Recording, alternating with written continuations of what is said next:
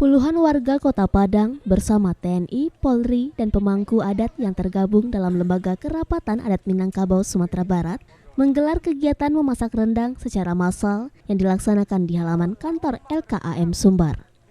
Merandang massal ini dilakukan sebagai bentuk kepedulian warga Kota Padang terhadap saudara-saudara korban gempa bumi di Cianjur dan Garut, serta korban pengungsian Gunung Semeru. Sebanyak 2 ton rendang daging dan rendang ayam siap saji sudah siap dikirim ke lokasi bencana yang akan disalurkan pada Rabu melalui jalur udara. Bantuan rendang ini ditargetkan hingga terkumpul mencapai 10 ton rendang daging dan rendang ayam. Bantuan rendang siap saji ini diharapkan dapat mengurangi beban dan dapat memenuhi kebutuhan konsumsi korban gempa dan erupsi Gunung Semeru di lokasi pengungsian.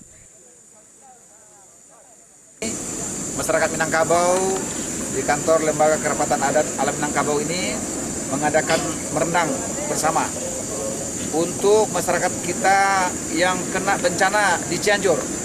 Konon hari ini juga terjadi di Semeru dan Garut, ya, kemarin terjadi di Garut.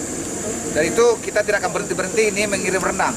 Hari ini hampir 2 ton sudah standby oleh kita untuk dari masyarakat Minangkabau untuk Garut dan Cianjur. Dan insya Allah hari Rabu akan dikirim melalui udara, ya.